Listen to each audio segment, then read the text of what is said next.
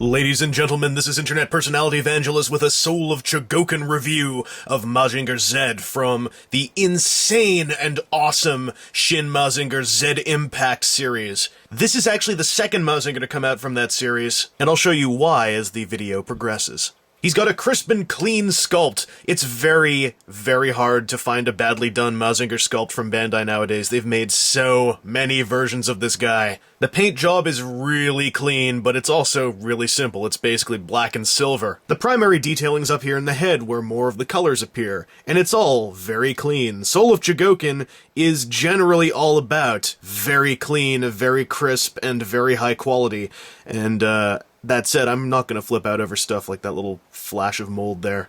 Or the screw holes all over his back. But some of you may flip out about that stuff. That's not really my bag, though.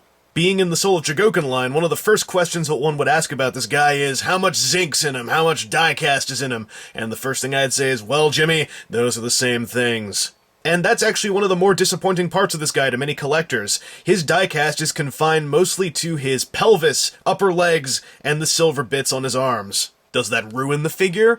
Absolutely not. But if you are someone who does very much factor in the weight of a toy, especially a Soul of Chogokin toy, then it's worth noting that this guy is not all that heavy. But he is still pretty umphy. He doesn't feel like he's made entirely of plastic, and I didn't really feel like he was flimsy at all. His neck joint is gorgeously robust. This guy has a really well done series of cuts and swivels on here. His shoulders also rotate everywhere that they need to go. His elbows, despite being made entirely of cylinders, have a pretty cool cut in there so you can have a really clean elbow joint. It's only a single joint though, and that is a bit of a shame, but it's slightly made up for by the fact that his wrists are simple ball joints but have enough give so they can actually move in and out and around. That's really gorgeous and really helps out for posing options. Unfortunately, there's no waist joint, and I kinda think they could have worked one in here. If there is one here, I'm really just not feeling it. There's a bit of give up here, but nothing that feels like an actual joint, more so like something that can convince somebody to start twisting really hard and snap the toy in half. So, if there is a joint there, it was not clear enough to me. On the bright side, his hips are on a retro-style hip joint. They don't get to move all the way out. They're kind of like the older Soul of Chogokins in that you can only move the hips forward and backwards to certain degrees. But you can still get some decent poses out of them, especially with the nice and clicky knees. Although, again, they're only single-jointed, but they do have this neat kind of cover so that when you bend the joint, it looks like you're revealing more hydraulics. And his ankles are tiltable in every direction. So this guy does not have trouble having a flat stance, even though he can't assume too many wild acrobatic leg poses. And there is a potential reason why some of that posability is missing. But before we get to that, let's look at some accessories. He's got a pair of alternate hands that are wide open, splayed open, and ready to grab stuff, and extremely easy to swap. That also lets you assume this classic Mazinger, I'm kinda walking forward pose. And again, thanks to the ball-jointed wrist having clearance, these can be swiveled in a lot of different directions without having some kind of inbuilt hinge. He's also got alternate forearms, and the way you swap the forearms is a Soul of Chogokin staple on the Mazingers at this point, where they plug in via magnets, extremely solid magnets. Like, there's nothing weak about this. It adds a swivel joint, and it adds a really solid connection. And these alternate forearms are for that thing that every Mazinger has to be able to do. You all know what it is. If you don't, you're gonna learn. You flip the switch, and pow! Rocketto Punchy! It's even in the theme song. The only downside of this mechanism is that the switch to set it off is actually a little bit too small, so on the bright side it's not obtrusive and you can't really tell immediately that this is a rocket punch mechanism. On the downside, it's kinda hard to set it off, but once you do, you know, it's a neat gimmick. It's there on all Mazingers. You may have noticed, by the way, that his breasts can emote. There's a reason for this, but again, we'll get to that later on. There's also the Hover Pilder, which is incredibly well detailed considering how incredibly tiny it is. If you want to know how tiny it is, it was the thing in Mazinger's head this entire time. Here's what it looks like next to a Yankee dime. It's very, very small. And it's got tiny fold-up wings so that you too can dock it and bellow out, "Pilder on!" on! Okay, this is actually kind of fiddly to get in here. You gotta carefully press down on top of the extremely thin fin to get it to peg in. It's not very chunky and clicky to work with. It's actually a little bit frightening, but impressive nonetheless. So what is this mysterious reason I've been alluding to as to why there are a few little flaws in the engineering on this guy, especially compared to some of his contemporary Soul of Chogokin buddies? Well, that reason, ladies and gentlemen, is the God Scrander! Doesn't that just make your balls feel like they're pulsating with new hair? Using the slot on Mazinger's back and the tab on the underside of the God Scrander, you get a pretty solid connection, which is only fortified by the terrifyingly tight clips of the golden waistband that goes around his stomach. The God Scrander is entirely plastic, and with good reason, because I think he'd fall over if it wasn't. That said, he's able to hold a pretty decent couple of standing poses with this thing on. There's also these funny-looking thrustery things on the back. I wonder what those are for. The wings also have a little bit of posing give if you want to position them in very particular ways, but it's all kind of just a rotational angle thing. Anyway, what is the point of these things? What is the point of all this malarkey and modernization and whatnot? What's the point of this enormous, gigantic, spiky clunk on his back? Let me tell you, ladies and gentlemen, this is all about the destiny of Kabuto Koji, the man who wields the unimaginable power of Mazinger Z. What will he do with it? Will he become a god or a devil? The answer lies in the arm of Zeus, that which is Mazinger Z. For now it is time for Mazinger to evolve, to transform.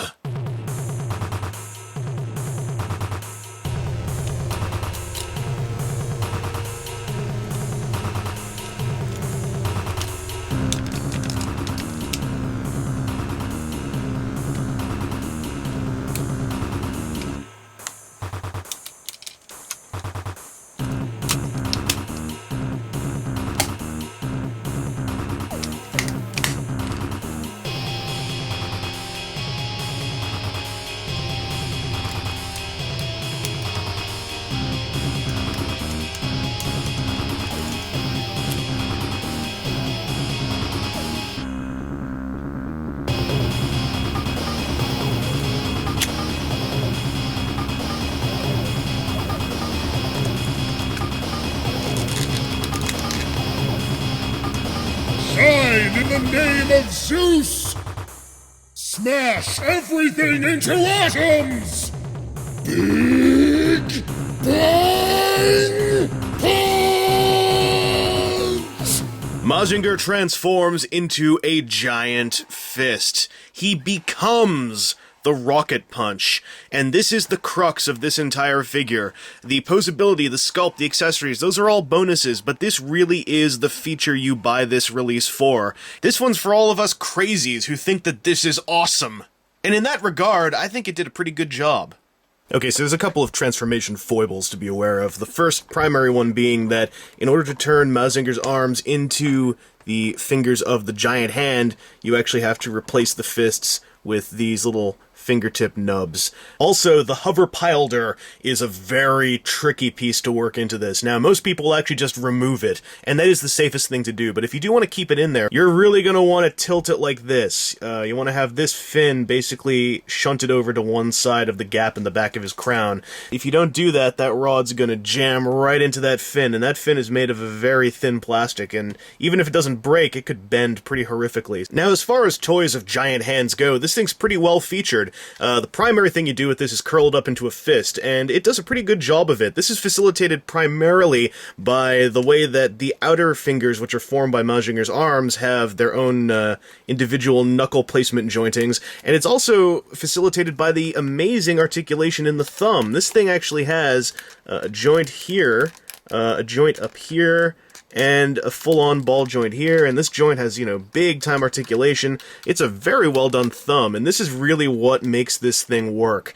But you can also open up the fingers. They each have knuckle articulations. The fingertips can move around if you so choose, and you can totally be one of those cool dudes who takes figures that have posable fingers, and you can totally make it flip the bird like a hardcore mofo. You know, that's what the cool people do. You can even shake hands with Mazinger, which I think is one of the primary reasons to pick this up as well. And if you so choose, you can also fist him up. And owing to Josh B of Collection DX, you can fist bump with Mazinger. It's pretty cool. The final component, and one that's really essential to many people's Soul of Chogokin displays, is the included stand. There's a pair of nubs back here for you to either stick the fingertip nubs on, or Mazinger's fists. You only get space for one pair of fists on those, and that's mostly because you can stick the other pair of fists onto whatever set of forearms you're not using, which you can mount in these holes. The weird thing is, they actually give you enough holes for all of Mazinger's forearms, including the ones that would be on his body. This stand's also modular for various different forms of display.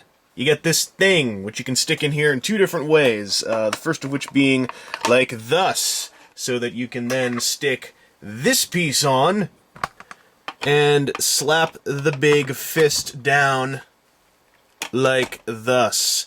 But that's not your only display choice on here. You've actually got one other thing you can stick on top of that, which is this piece. And if we do a little bit of swap it swap, I can show you that. A flying god-scranderized Mazinger can also be displayed on here.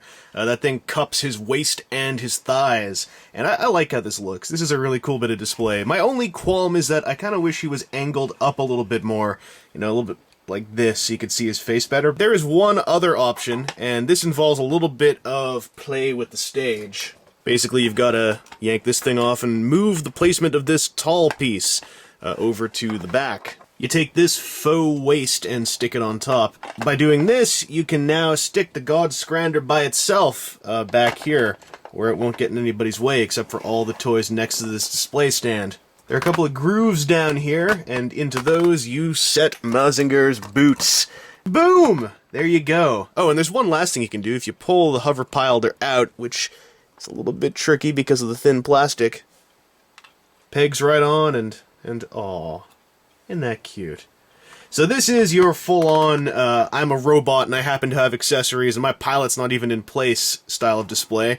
Looks pretty good. Only problem is there is nowhere to put this stuff that I'm aware of. Unless you, like, just stuff it underneath the stand or just kind of set it down there in front of his legs. This is one of the most controversial Soul of Chogokin releases in recent years, and it's easy to see why.